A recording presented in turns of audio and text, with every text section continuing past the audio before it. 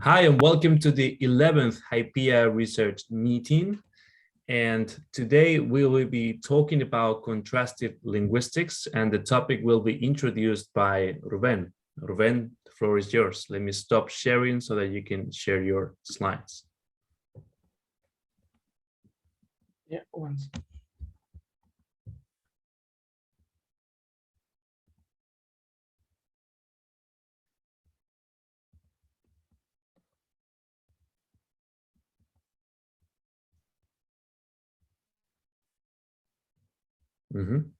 Please let me know if you see my screen.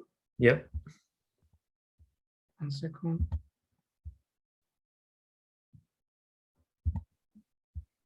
There you go.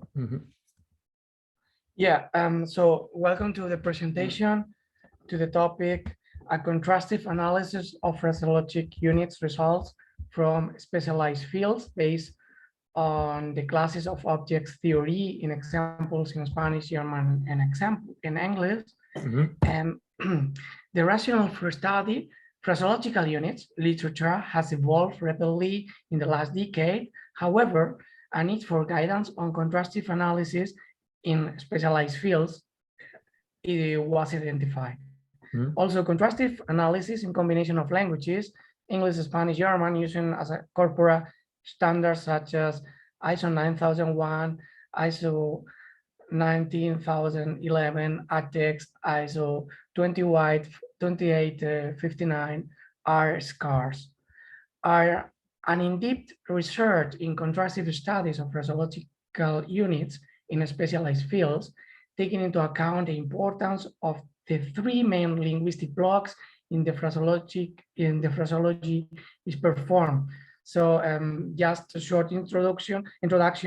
There are mainly three phraseologic blocks. The one in the from the Soviet Union, or from the previous Soviet Union, from the Western European bloc, and the American bloc. The majority of the phraseologic results and theories developed in Germany, and Spain, and France are coming from the Soviet bloc. This is quite relevant. And the ones from the Western European bloc, which belong to the Prague scholar or the line of phraseology in Prague. And the American one come mainly from the USA. A need for supporting practitioners and translators in the use of correct phraseological units in specialized fields like strategic sourcing and supply chain processes was identified in the case study based in Germany. I just share with you the results of some of these three papers we share.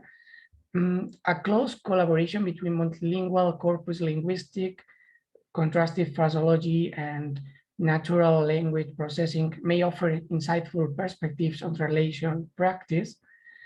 For instance, an Englishman may sleep like a dog, but a Frenchman will, among other possibilities, sleep like a marmot, dormir comme un marmot, a Dutchman like a rose, slapen als een roos, and German like a stone, schlafen wie ein Stein, and a speaker of the language, Ivory Coast, like a phaeton or known to lit serré.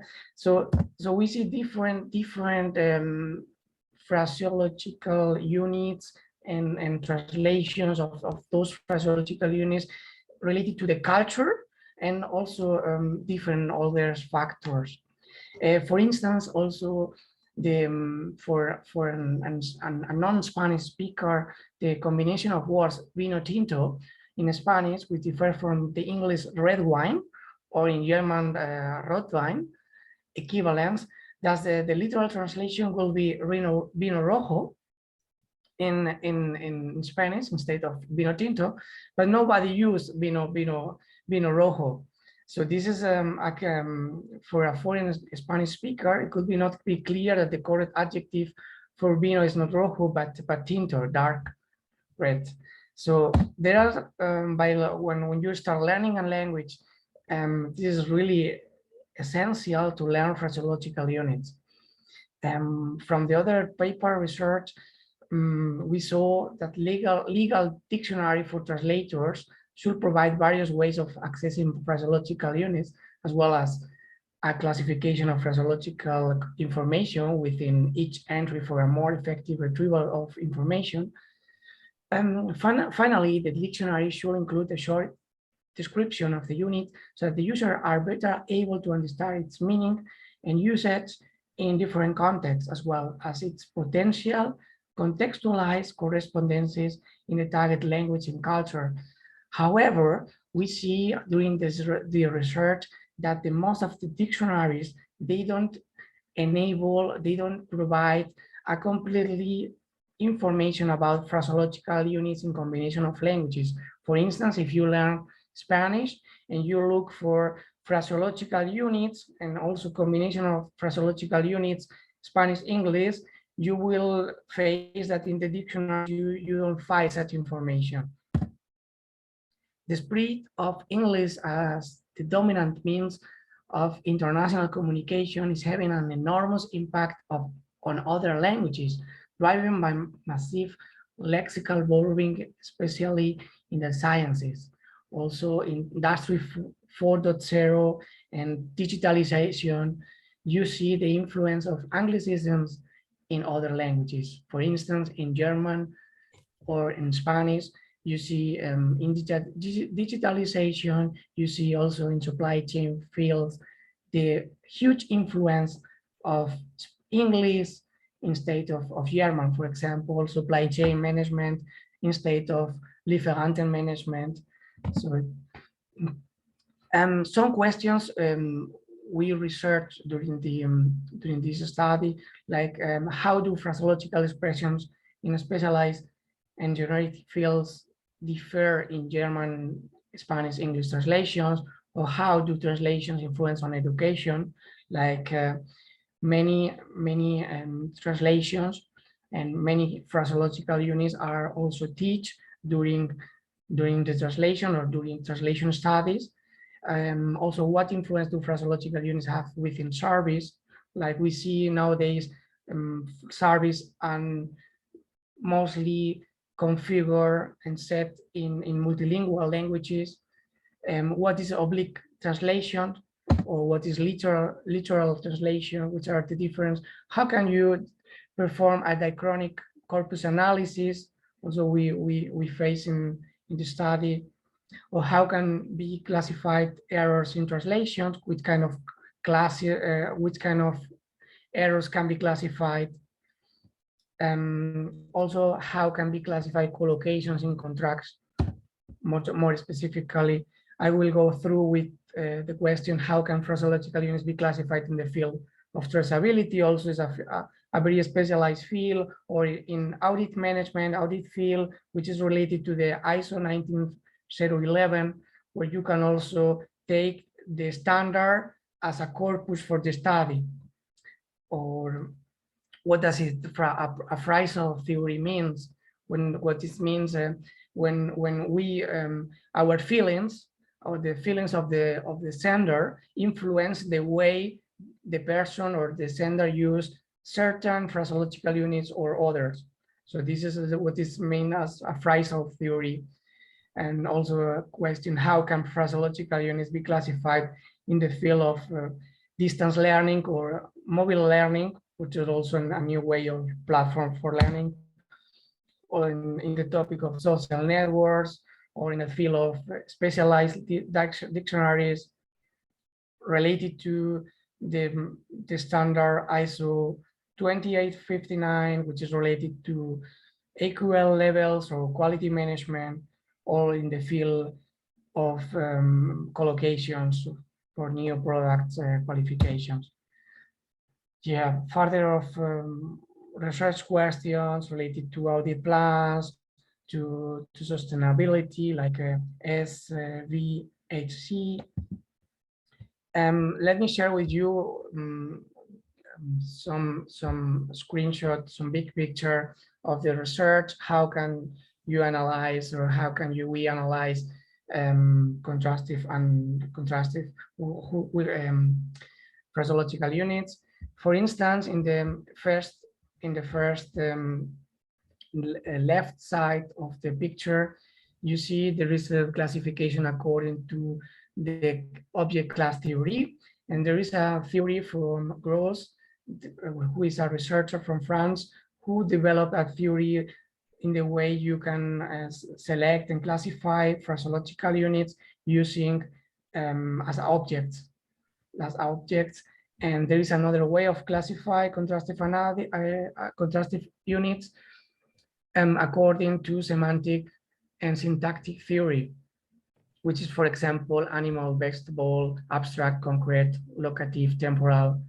Or another possibility is using the phrasal theory, which is more related to the feelings. And for example, you can group and some phraseological units related to some feelings. It will be positive or negative feelings.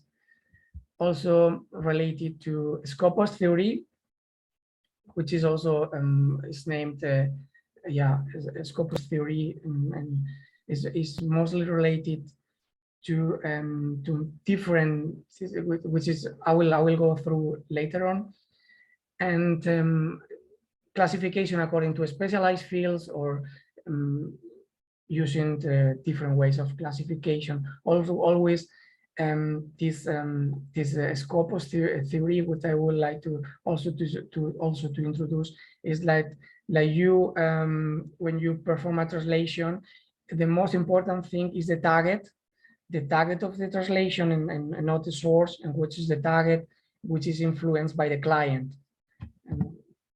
The Gros theory, which is the semantic syntactic features, are often insufficient to describe predicate selection, and more detailed semantic classes are sometimes required for the purpose. For example, in one of its uses in Spain, the verb cohere selects a noun referring to a means of transportation, but in Mexico it has a different meaning. Therefore, polysemy in phraseological units must be identified also. The limits of the concept will lead us to the notion 2 minutes, Ruben. Yeah. Sorry, 2 minutes. Thank you. To the object classes. So mainly there is this way of classifying phraseological units using the theory of Gros. Following this Phrasal theory, which is developed by Martin and White, and they can, the phraseological units can be classified as plus for positive phraseological units with positive character, or with minus for negative characters. The Scopus theory, which is developed by North, which is mainly highlight that the target for the translation. The lexicon grammar theory, developed by Maurice Gros, focus on the identification and formalization of general rules applicable to a wide class of core words. This is an example of classification according to this semantic synthetic theory. And because this is a classification, how can you classify errors of translations? This is an example of classifications. Let me go through examples of classifications, of also the importance of frequency of phraseological units. This is an example performed by the sketch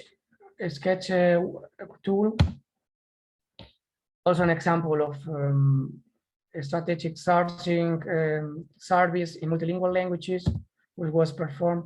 Also an example of using of different phraseological units classification. This is an example of using the sketch tool, where you can see which words are more relevant in combination, for example, with supplier. You see evaluation selection process, which are the most used it was in a frequency of time of 30 years. Ruben, we need to move to the questions, please. Yes, and I am coming to the questions, which I will like to address to you. Is the influence of Anglicisms on other languages positive or negative for linguistics? Do you think that there are enough dictionaries specialized in multilingual phraseological units? Which resources do you use to learn phraseological units in combination of languages? Should global players create and write the processes and work instructions in one language or translate them into a combination of languages? Some of the questions I would like to ask to you. Right. Very good, Ruben. Thank you very much. I think it will be great if you could leave this slide on so people can remember the questions. And my first question, let me start by saying something about the first question. Is the influence of Anglicisms on other languages positive or negative for linguistics? I think as it is formulated, the question is too broad to be answered meaningfully. But one thing I noticed is that in your presentation, you talked about the importance of knowing the quote unquote correct phraseological units in any given language, right? And at the same time, you also discussed the massive lexical borrowing from English into other languages, such as German. And I wonder, given that language is dynamic and that languages are in contact and that every day the frequency of collocations in one language changes, for instance, due to the contact between English and Spanish in New York, collocations that were deemed incorrect 5 years ago now are deemed correct, simply because they're more frequent. So the sheer frequency of them, of that collocation, validates its social relevance, right? And so how do you reconcile both? How do you focus on correctness as a prescriptivist goal and at the same time acknowledge the fact that due to the influence of English and many other factors, languages are evolving so fast that what is correct and is not correct can change in the span of 1 or 2 years? I think that one possible solution is relying on online phraseological sources as opposed to paper-based phraseological works, because you can update online sources much more easier than non-online sources. But that's just an idea. What do you think?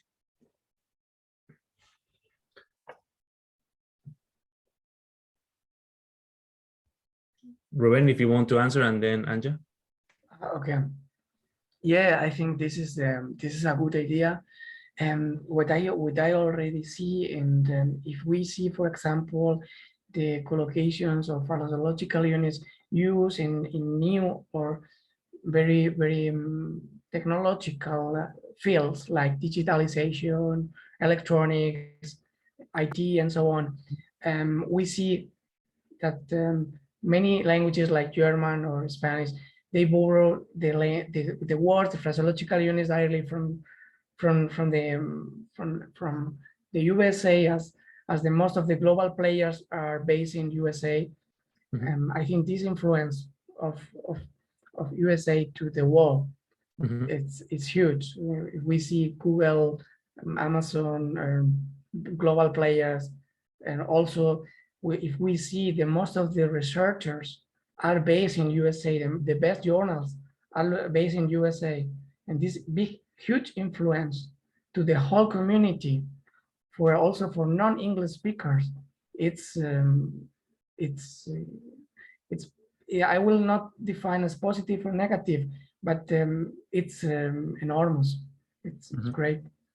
Mm-hmm. Okay, thank you for your answer about the very big influence of the US and the rest of the world. Anja, and then Usman. Anja? So yes, I would actually also like to answer the first question. So yes, in my opinion, there are like positive effects of Anglicisms in foreign languages. This would be maybe to enrich the language because new vocabulary is coming.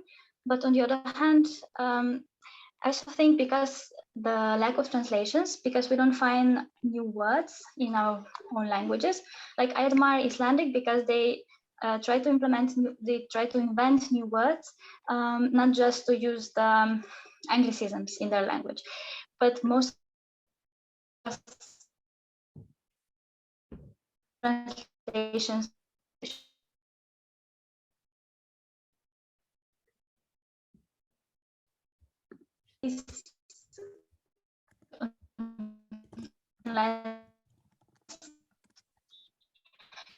it has vocabulary. So I think that we should translate, that we should invent new words, even in those languages that are not so well used.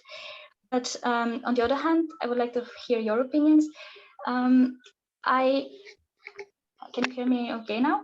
Yes, we can hear you okay now, but I think we missed some of the last point you made. Could you repeat that again, the very last point you made?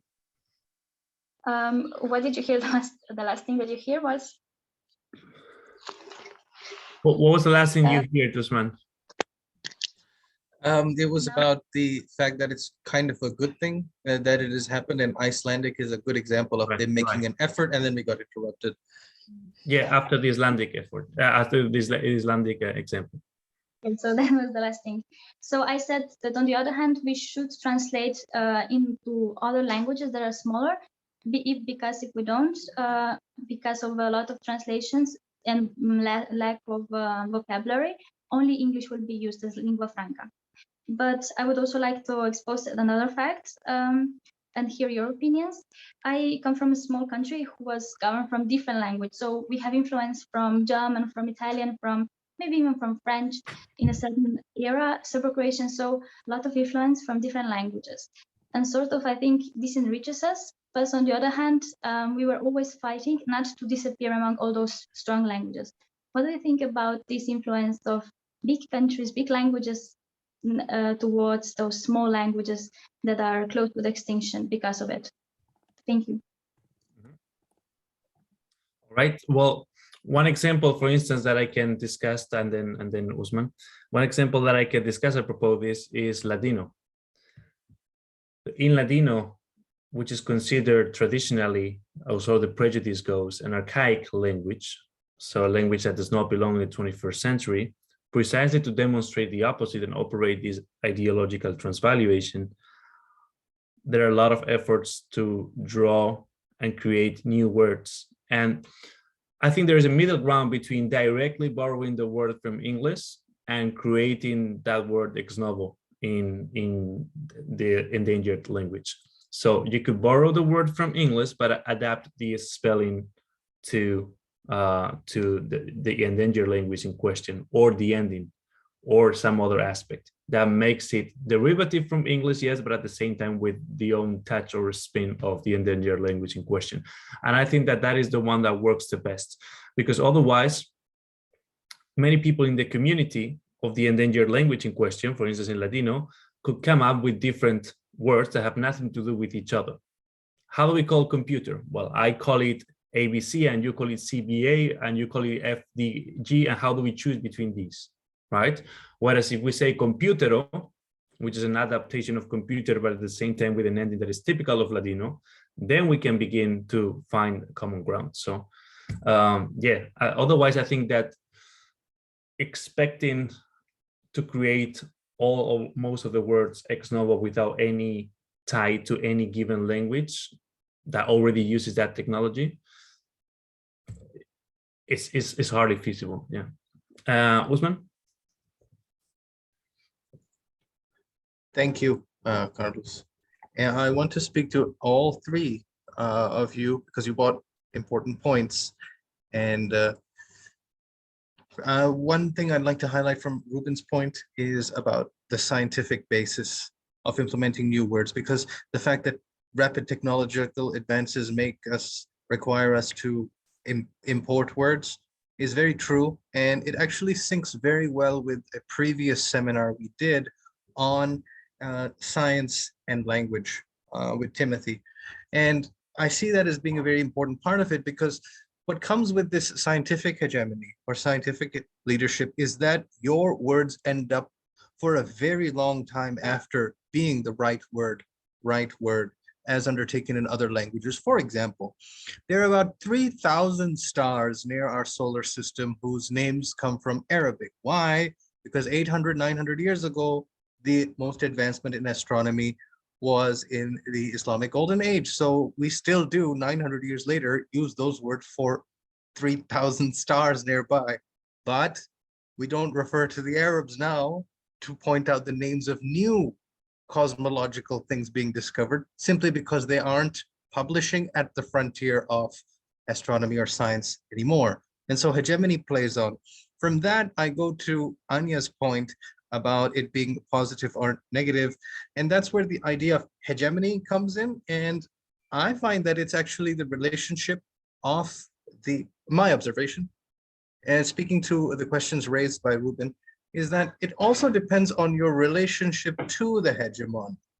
So I find, for example, that German people may take back words from English. It's not such a big deal. But let's say mid-20th century French people, I cannot comment on how they feel now, but mid-20th century French people were not too keen on having American culture permeate into their society so much. So they did resent to some degree words like le weekend. And so in Quebec, for example, you say la fin de semaine is literally la fin de la semaine, right? That kind of thing. And so your relationship to the hegemon may be antagonistic, and therefore you will do it. I'll give you an interesting example. In Pakistan, we may not be too keen on Western domination, but the official language of Pakistan since 1947 has been English. It's kind of a paradox then, because suddenly everything bypasses and goes via the English into the Urdu, and so people don't make too much of a fuss about it. Maybe a small minority would feel irked by it from time to time, but things go. But relationship with hegemony, I think, is an important thing.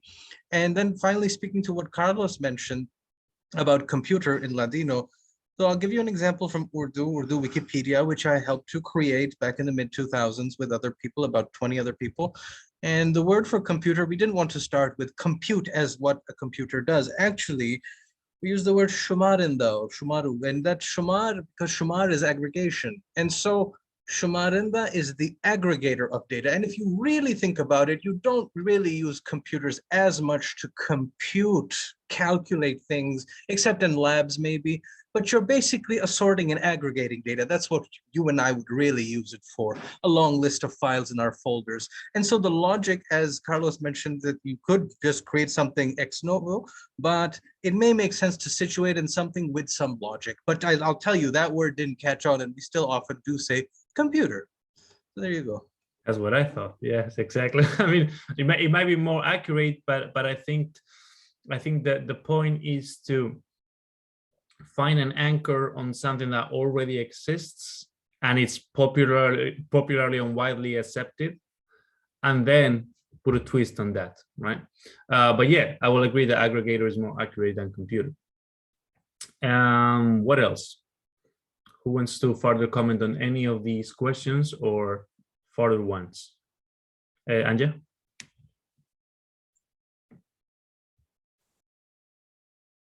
Can you hear me? Yes. Okay, maybe I would like to open another question. What do you think about English, like conquering the world, like as a lingua franca? Because, you know, from during most of the countries, we're trying to conquer different areas, different lands, just by making other languages, local languages appear. So I don't know if I can, I don't want to offend someone or something, but maybe if we see what is happening in Hong Kong with Chinese, how they are implementing the Chinese into the local life, they are the people who are writing about Chinese important people are disappearing.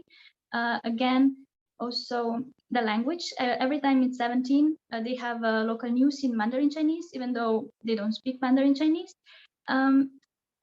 And so on and so on. The same, I think, happened also in Belarus, maybe Ukraine, from seeing that Russian influence. But also, what do you think about English? English, it had a lot of colonies. We know how much people suffered, local people suffered in every of those lands where English people, well, conquerors came. So what do you think about it now? Like, everyone uses English, but to be honest, we just know it because they conquered most of the world. And about other languages who also had a certain role in conquering the world and conquering the countries and making those local languages disappear. I would like to hear your opinions. Sorry, thank you. Yeah, yeah, thank you very much, Anya. I think it's a great question. If we observe in the past the influence of France in French language in Europe, in African countries, in the world, I will say, and how this influence somehow decreased in the last decades. It's amazing. And if you see, I'm working in Germany, but I have a lot of relationship with companies all over the world, and English is the lingua franca for business. So a lot of people from all over the world who are not English speakers, they need to communicate each other. And basically all documentation, if you think about specification, when you want to buy something from China, you must write that in English. Even if you are working in Germany or in Spain or whatever, you need to write in multilingual languages, the documentation. Even if you have somebody who can speak and write in Chinese, even better. Because sometimes, due to translations, the information change. And what people think they wrote, for example, in German, by translating the English is different. And by translating from, for example, from Google Translator to Chinese, it's also different. And as I think English is nowadays for business and research topics and industrialization, all these advantage topics is the lingua franca, like the Latin in the middle. So in the 1,000 years ago, I think English is now the lingua franca. Even though it's you are right. If, for example, for East European countries where most of the people speak Russian, or I will say the old people who learn Russian at the school, because the younger people now are learning English and maybe also German, because of the economical power of Germany in Europe, there is a lot of interest to learn German. But yes, definitely, if you talk with I would say over 50 years old age people, mostly they know Russian in Poland or in other countries from the old communist Soviet Union. Yes. What do you think about that? I think I'm going to Usman then. I think that, yeah, the question that English is lingua franca is uncontroversial, right? Now, there is a much deeper issue, which is the fact that, to me, the fact that a language or a community of speakers displaces another one is not the exception, but the rule. It's just how the world works, right? And so all languages are instruments of socio-political communities, and they are gaining or losing ground all the time. And most of the time it's a zero-sum game, barring so-called additive bilingualism or additive multilingualism, which also exists, right? But even within multilingual speakers, those languages are, quote unquote, fighting for space in the mind and the habits of that speaker, right? So it is not good, it's not by, simply is. And obviously there's going to be violence implied in that. And that's also that's just in the nature of how languages coexist. Usman? Thank you. That's a very good point about the violence in the languages. And from that, and political contestation particularly. So I'll give you an interesting example to consider in terms of Anglicism. So before Brexit, the UK was a part of the EU, and most of the business of the EU was predominantly conducted in English, although translations were available, blah, blah, blah, but still predominantly English. But after Brexit, that has still remained the case. Why is that so? It's not just because of the preeminence or hegemony, it's also because it's a good way to continue things without it privileging any one EU member. The fact that Britain is a part of it just doesn't matter. The fact that English is there now means that it can be used as a neutral language, since it's not the language of any EU member now, not the first language. And so the fact that the British people left is kind of a good thing, because now it's not privileging any one country. It's continuing in that way with English. And another thing for your consideration is Chinese, which was brought up by Ruben, that Carlos will back me up on this. The word for computer in Chinese, I think it's dian now, if I recall correctly, and dian now doesn't have any phonological connection to computer. I mean, in Japanese, you could probably say computer, but dian now is formed by the character electricity. And that sort of, so it's not ex novo, it starts from that. And so Chinese actually has a much larger architecture to work with neologisms without having interference from Anglicisms. It wouldn't even make sense in an ideogrammatic system to have Anglicisms per se. Thank you. Mm-hmm. Thank you, Usman.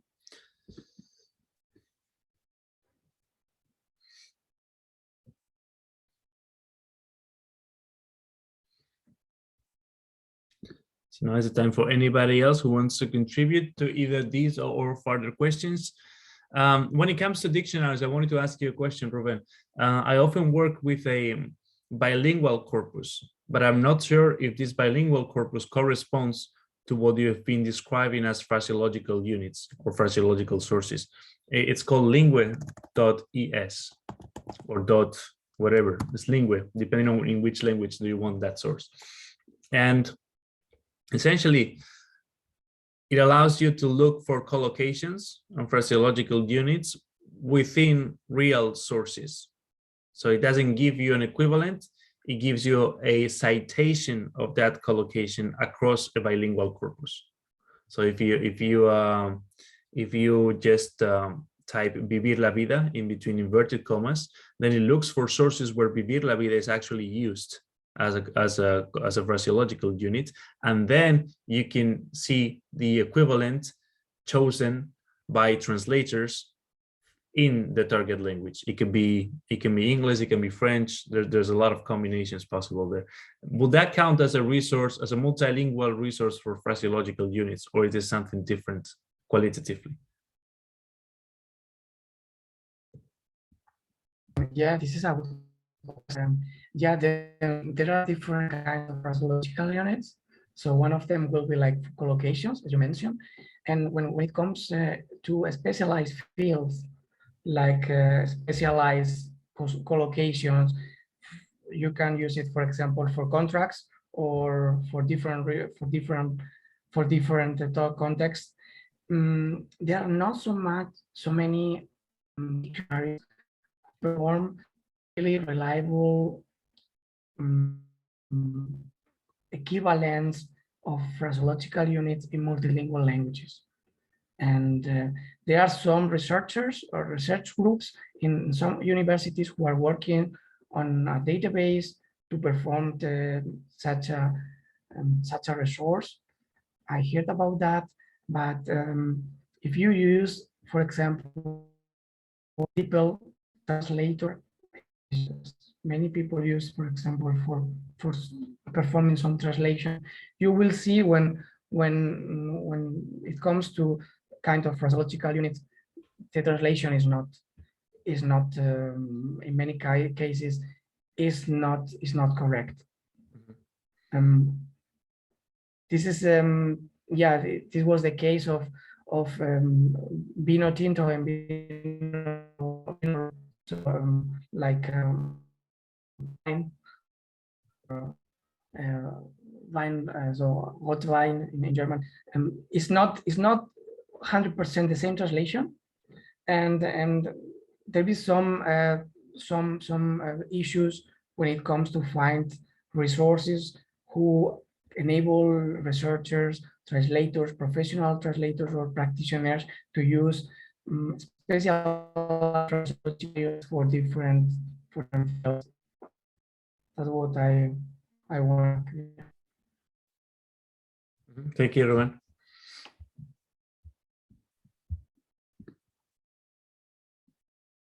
Right, more questions, comments on any of these, or further questions for the readings?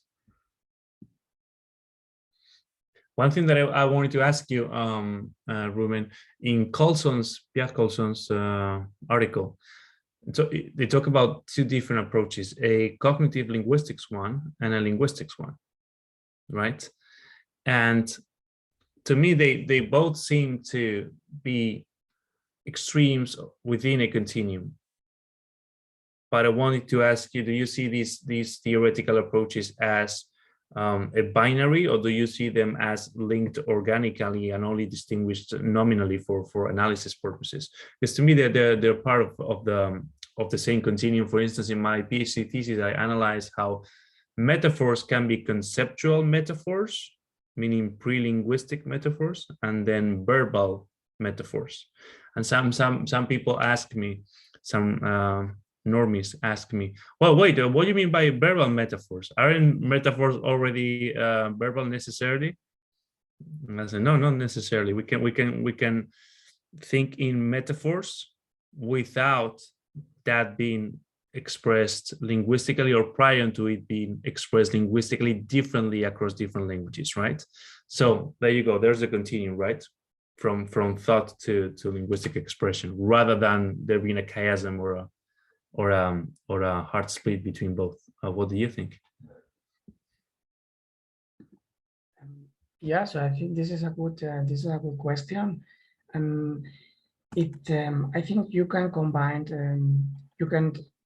combine both theories in the way that one theory doesn't exclude the other one. There are different theories for performing contrastive analysis of phraseological units.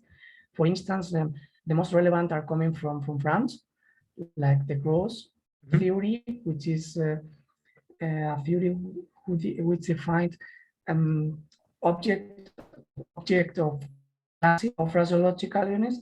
Like you can sort out phraseological units which belongs to one object of a class, like for example learning or supply chain. And in supply chain field, which is supply chain object class, a lot of phraseological units, and you can also classify subclasses in supply chain. Maybe you have different object class, like providers or external providers.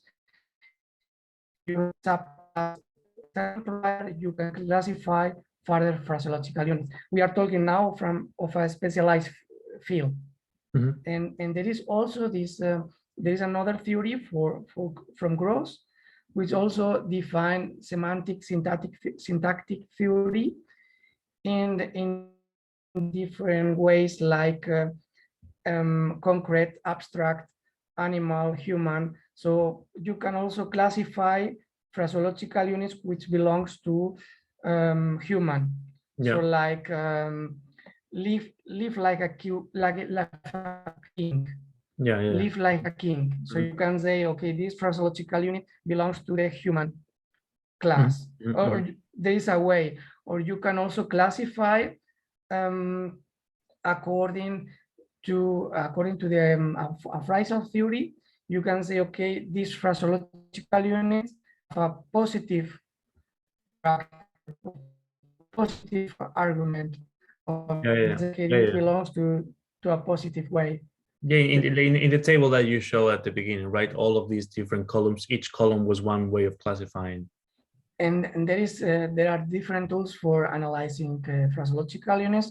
For instance, one of the most relevant and popular ones are a sketch tool.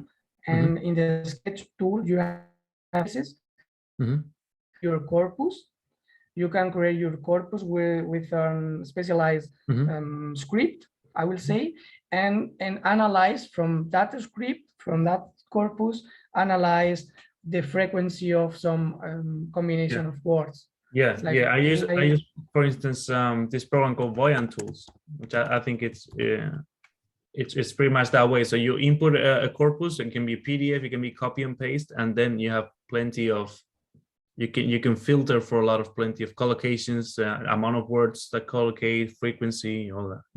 Exactly. You can also see also the frequency of combination of words in a certain part of the text, or close to the verb, or which verb, or during a period of time. It's really nice to see, okay, which combination of words have more relevant, for example, in one language or in another, or in one context or in another context. And it's interesting to perform a contrastive analysis of phraseological units. Definitely. So thank you for the comprehensive answer. So now Usman and then Anja. Usman. Thank you. Thank you for sharing this Voyant tools. I'm interested in learning more about this. I'll check it out. Lingua is something I do use, and I appreciate that you raised it because it does have that value of citing as it would be found in actual documents. I'd like to speak to the fourth question today about whether global players should create and write processes and work instructions. It seems to me that there is a cost-benefit calculus here, which is very market-oriented economics. So state tyrannies mean that most people have been incorporated within some state-like structure, which means that some language may be imposed on them enough for them to navigate the needs of engaging in the market where global players dominate in a way that they could be addressed by one of those, let's say 10 major languages. I think you may have more accurate data on this, but as I understand it, if you know the 10 most spoken languages, you can speak to about 7 out of 8 billion people or 6 out of 7 billion people, something along those lines. And those that lie as outliers in that scope of things, the bottom 1%, bottom in terms of the social hierarchy of capitalism, maybe it wouldn't be worth your while to publish in that. Perhaps they're not even literate. How would you then present your manuals to people who cannot read? So it seems to be a very market-oriented logic around this. And I don't know what you guys think about that. Mm-hmm. Interesting. Anja, and then you can also touch upon Usman's questions. Okay, I wanted to start another question, but maybe on the end I will answer also to the Usman's. So most of the articles, if I remember right, we're talking about translation of the law articles or law text, but not so much about literature. I'd like to hear your opinion about differences or need for those translations that are, again, about literature and on non-literature texts. For example, I actually will never forget my professor's sentence. Boris Sanovac, he said, you know, everybody can write a book, but to translate a book, you have to be an intellectual. So what that means, it's like you have to know really good the target language, like the language from which you are translating and in which you are translating. You have to know the background of the author and the historical time in which the book you're translating happened, as well as the story. Maybe the text is about past or future, you have to have a little bit of knowledge about that theme as well. So definitely you have to be an intellectual. But again, if you're translating just like text that are not literature, they are more appreciated, they are valued better, and they are paid. You can get paid for it. But like again, for literature, to translate literature, you don't get paid so much, and yet it's not so appreciated. But you need more knowledge. You have to be an intellectual with a huge background of knowledge to understand and translate right. I'd like to hear your opinion or your experiences with translating either one or another text. Thank you. Mm-hmm. All right, thank you, Anja. Does anybody want to touch upon what Usman or Anja asked? And it's certainly the case that literature translation is both more complicated and less financially rewarded. Yeah, absolutely. It's less standardized also. So when it comes to collocations, that's also a very important factor. How standardized are the collocations used in the genre in question? So for instance, legal discourse, they are very much standardized. It's very frequent to use the same collocations over and over again, whereas literature relies on a sort of creativity that prevents the repetition of collocations, or where that repetition of collocations is looked down upon rather than instrumental to the purpose of the genre, as in the legal field.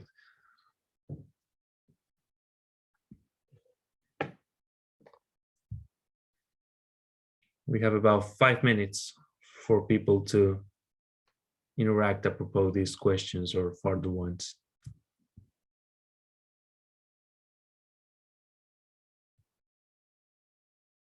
Anja? Okay, I'm sorry, I have some troubles with the camera today.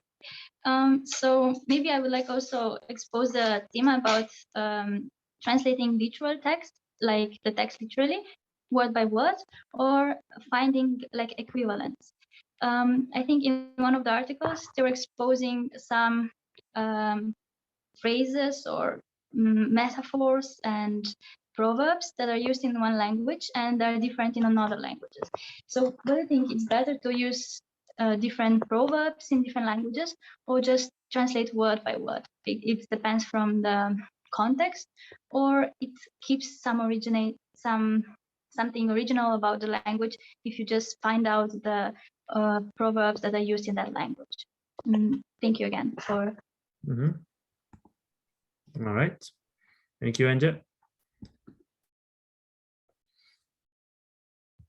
Anybody on word-by-word translation as opposed to conceptual translation? I would like to answer to Anya related to this topic. I think performing this literal translation, it maybe works for certain fields or certain contexts. In literal, maybe there are a lot of metaphors, figurative meanings where it doesn't work like this in this way, because if you are the reader of this, for example, literature and you see in your language that the meaning is totally different because the translation was performed literally, and for you in your country has a different meaning. That was like an example we read, I think the first or second slide in the presentation. So how a Frenchman says one phraseological unit in France, and what's the equivalent in Dutch, or the equivalent in English. So I will say it wouldn't work to perform a literal translation of very literal context, specific context, because the receiver will not understand what the sender wants to transmit and send about. There is a nice example of Antonio Machado. Antonio Machado was a translator from the 80s, who was the one who translated mostly the haiku. It's a Japanese poem, and he translates from Japanese to French, and from French it was translated to Spanish in different countries. And I read some of his translations, and it's amazing. What you also you need to be also like a poetry, or you need to have this knowledge. You need to understand what haiku means to perform that. Otherwise, in another language to the sender to the receiver what the sender originated sender wants to transmit to the publicum. I think it will definitely will be neat that the person also be very familiar with the topic itself. I don't know what you think about. Yeah, absolutely, completely agree with that. And apropos idiomatic expressions at the beginning, by definition, they are expressions whose meanings cannot be inferred from the sum of the individual meanings of the words. So necessarily a word-by-word translation is going to get in the way of successful communication by definition. And with this, unless anybody has an urgent, strong opinion in the last minute, we have arrived to the end of our wonderful debate, and it's time for us to choose the topic of the next meeting. Now, we don't really have many topics available, but let me share those that we do have. So if you stop sharing the screen, Ruben, I will share mine and share the 2 or 3 topics that we have available, which is an invitation for you to start already suggesting in the chat new topics if you already have them in mind, so that we have more than just the 3 or 4 options, the ones I'm going to introduce now. So let me share the screen.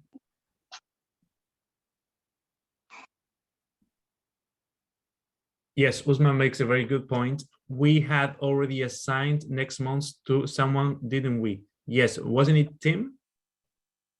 I couldn't be here because of the polyglot gathering or something. I'm pretty sure. Yeah, it was Tim. Yeah, okay. Then we already decided the topic and the speaker, and it was Tim. I can't remember the topic, but certainly he will. Was it maybe why do non-English speakers reply in English when? Yeah, I think it was. I think that's the one. Yeah. So the topic would be why locals respond in English when addressed in their local language. That's the one.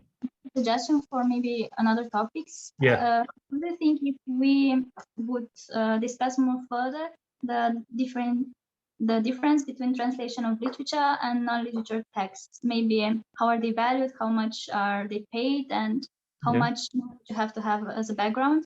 Maybe, I don't know if any one of us is a professional translator, but could be interesting topic. What do you think?